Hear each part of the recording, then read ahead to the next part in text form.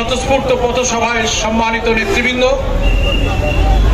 এবং আজকের উপস্থিত আমার প্রিয় ডুমুরিয়াবাসী, আমরা সবাই প্রাণ ভরে আল্লাহ তাআলার দরবারে শুকরিয়া আদায় করছি এই কারণে যে একটি অত্যাচারী শাসক, একটি ফ্যাসিবাদী শাসকের হাত থেকে দীর্ঘ 15 বছরের জুলুম, শোষণ, নিপীড়ন, গুম, খুন, হত্যা, জেল, জুলুম, মামলা, রিমান্ড, ছাত্রদের লেখাপড়া, ব্যবসা বাণিজ্য, মানুষের ক্যারিয়ার সবকিছু অত্যাচারী শাসক ধ্বংস করেছে। তছনছ করে আমাদের জীবনকে তারা ধ্বংস করার চেষ্টা করে। সেই মহান ধ্বংসযজ্ঞ থেকে রব্বুল আলামিন রহমানুর রহিম একটা আধিপত্যবাদী দাসত্বের শক্তি থেকে এই জাতিকে মুক্তি দিয়েছেন। আলহামদুলিল্লাহ, আমরা আল্লাহ তাআলার দরবারে শুকরগুজার করছি প্রাণ ভরে। আলহামদুলিল্লাহ, 15 বছর ধরে এই ডুমুরিয়াবাসীর কথাই বলি। এখানেও যারা আমার চারিদিকে ডাইনে বামে দোকানপাটে, বাজারে, বাসে, স্ট্যান্ডে যারা শুনছেন, আপনারা শত শত মানুষ এই আওয়ামী দুঃশাসনের কবলে পড়ে মিথ্যা মামলায় জেল খেটেছেন।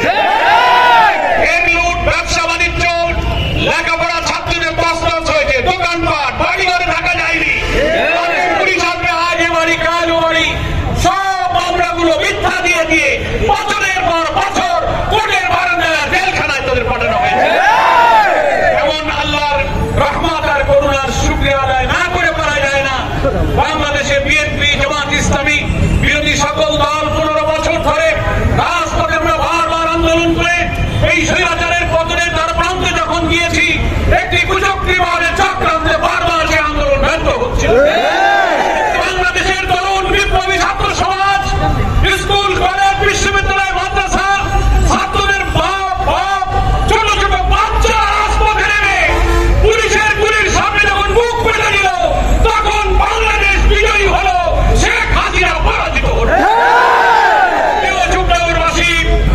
ছাত্ররা আমাদের অহংকার, এই আন্দোলন আমাদের 15 বছরের আন্দোলন, তার এক মাস আগে এই আন্দোলনকে সফলতার দরজায় পৌঁছে দিয়ে এই বিপ্লবী সাথী ছাত্র সমাজকে আজকে ডুমুরিয়াবাসীর পক্ষ থেকে আমি সংগ্রামী অভিনন্দন এবং শুভেচ্ছা জানাই। যারা জীবন দিয়েছেন অকাতরে, সেই রংপুর এবং রোকেয়া বিশ্ববিদ্যালয়ের আবু সাইদ বীরের সন্তানের মতো একজন বীর যোদ্ধা পুলিশের বুলেটের সামনে বুক পেতে দিয়েছিল। তার দিকে তাকালে মনে হচ্ছিল যেন আবু সাইদ বুক পেতে নাই, স্বৈরাচারের গুলির সামনে বাংলাদেশ বুক পেতে দিয়েছে। সেই আবু সাইদের রক্তের বিনিময়ে আর বেশি দিন যাওয়ার প্রয়োজন হয়। রাজপথ আন্দোলনে উত্তাল তরঙ্গ সৃষ্টি হলো। ছোট ছোট বাচ্চারা বিশ্ববিদ্যালয়, স্কুল, কলেজ, যানবাহন বন্ধ করে দোকানদার, রিক্সাওয়ালা, মোটর শ্রমিক, রেল শ্রমিক, দিন মজুর, মা বোনেরা, আরে মোলামা এমন ভাবে রাজপথে নামলো। শেখ রেহানা, শেখ হাসিনা বলেছিল শেখ হাসিনা পালাবে না, লড়তে লড়তে মরবে, কিন্তু শেখ হাসিনা গণভবন থেকে সময় পায় নাই। অল্প একটু সময় চেয়েছিল আমার একটা বক্তব্য রেকর্ড করতে যাওয়ার সুযোগ হোক। বঙ্গ গণভবনের কর্মচারীরা তাকে সেই বক্তব্য রেকর্ড করার সময় দেয় নাই। তিনি চাপ দিয়েছিলেন বাংলাদেশের দেশপ্রেমিক সেনাবাহিনীকে, কার্ফু ভঙ্গ করে বাংলার দামাল ছেলেরা রাজপথে নেমেছে, তারা গণভবন ঘেরাও করবে, বঙ্গভবনে যাবে, সবকিছু আজ ছাত্র সমাজ রাষ্ট্র সংস্কারের নেতৃত্ব নেবে।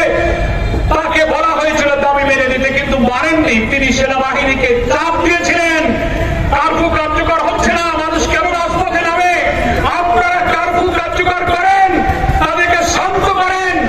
গুলি করে হত্যা করে তারা বাংলাদেশের তরুণ দামাল ছেলেদেরকে নিঃশেষ করে দিতে চেয়েছিল আন্দোলনকে। প্রিয় দেশবাসী, আমাদের দেশপ্রেমিক সেনাবাহিনী এই স্বৈর শাসকের সেই নির্দেশকে উপেক্ষা করেছিল। সেনাবাহিনী বলেছিল আমরা জনগণের আন্দোলন থামাতে, আমরা জনগণের বুকে গুলি চালাতে পারবো না। তখনই শেখ হাসিনা বুঝেছিল যে আমার পায়ের তলায় আর মাটি নাই। বন্যার পানির মতো গণভবনের দিকে স্রোত ছুটে আসছিল শাহবাগ থেকে। ওই স্রোত ছুটে যদি প্রধানমন্ত্রীকে পেত, কি পরিস্থিতি বাংলাদেশ সৃষ্টি হতো। সেই কারণে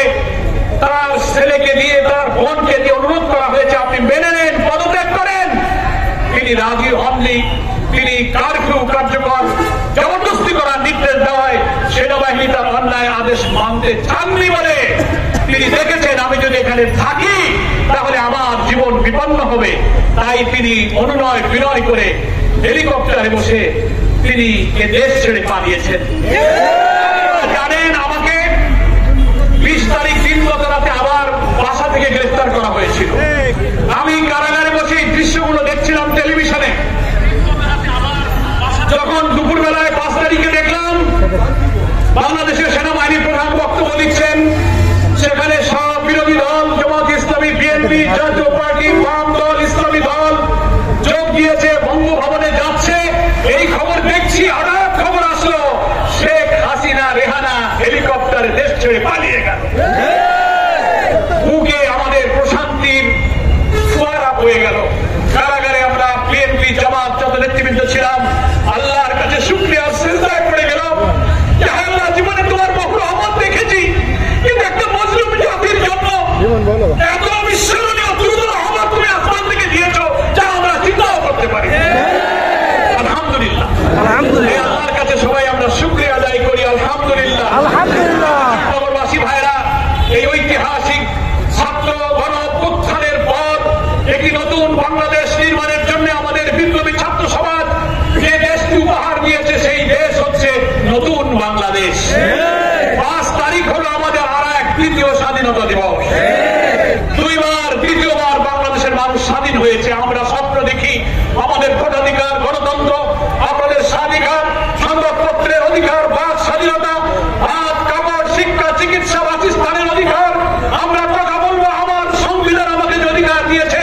মুক্তিযুদ্ধের প্রকৃত চেতনায় বাংলাদেশের সংবিধানে বলা হয়েছে সাম্য, মানবিক মর্যাদা এবং ন্যায় বিচার। এটাই হচ্ছে মুক্তিযুদ্ধের প্রকৃত চেতনা। সেই চেতনার আলোকে তরুণ ছাত্র সমাজ আর জনতা মিলে এখন আমরা একটি নতুন বাংলাদেশ গড়ার কাজে হাত দিয়েছি। আলহামদুলিল্লাহ, আমাদের ঐতিহাসিক দায়িত্ব এই নতুন বাংলাদেশ গড়ার কাজে অন্তর্বর্তীকালীন এই সরকারকে আমাদের সাহায্য করতে হবে। কি বলেন? জামাত ইসলামী, বিএনপি সহ সকল দলকে আমাদের অন্তর্বর্তীকালীন সরকারের প্রধান উপদেষ্টা নোবেল বিজয়ী প্রফেসর ডক্টর মোহাম্মদ ইউনূস আহ্বান জানিয়েছিলেন। আমরা সেখানে গিয়েছিলাম। তিনি আমাদের আন্তরিক সহযোগিতা কামনা করেছেন। দেশ গঠনে তিনি আমাদের জন্য দোয়া চেয়েছেন। আমরা কথা দিয়েছি এত রক্তের বিনিময়ে, এত শহীদের লাশের উপর দিয়ে যে বিজয় আমরা অর্জন করেছি, প্রয়োজনে আমরা আরো ত্যাগ করবো, কিন্তু বিজয়কে আমরা কাউকে ছিনিয়ে নিতে দেব না। সহযোগিতা করবো। আপনাদের কাছে আহ্বান থাকবে, আপনাদের কাছে আহ্বান থাকবে। এখনো একটি কুচক্রী মহল বিদেশ থেকে কলকাঠি নাড়ছে। নানান সংস্থা আন্তর্জাতিক ভাবে এই দেশের রাজনীতির খেলায় সবকিছু দেশে হয় না, দেশের বাইরে থেকেও হয়। নৈরাজ্য সৃষ্টি করা, সহিংসতা, আবার জ্বালাও পোড়াও, আমার হিন্দু সনাতন ধর্ম ভাইদের মধ্যে অন্যায় বা উস্কানি দিয়ে এই দেশে আর একটা অশান্তির তৈরির একটি আন্তর্জাতিক চক্রান্ত চলছে। এই সব ব্যাপারে আমাদের সজাগ থাকতে হবে। কি বলেন? এই জন্য আমি সনাতন ধর্মাবলম্বী হিন্দু সম্প্রদায়ের ভাইদের কাছে আমার উদাত্ত আহ্বান থাকবে। আপনারাই সাক্ষী আছেন, এই বাংলাদেশ হচ্ছে একটি সাম্প্রদায়িক সম্প্রীতির বাংলাদেশ। তরুণ ছাত্র সমাজের রক্তের পর একটি নতুন সাম্প্রদায়িক সম্প্রীতির একটা নতুন ডাইমেনশনে আমরা প্রবেশ করেছি।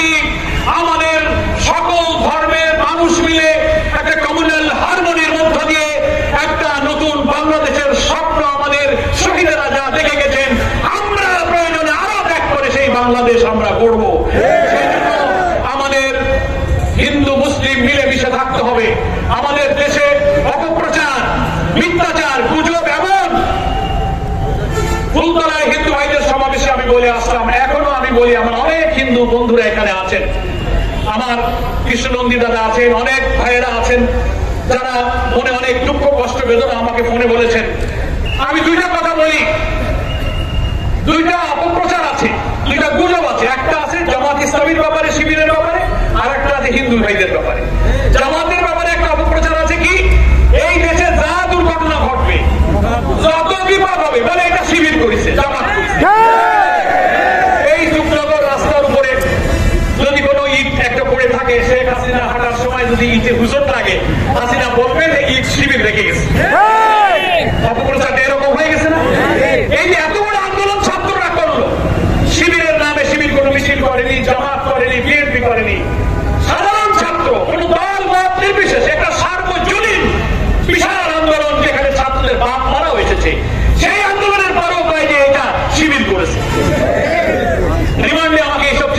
স্যার কারা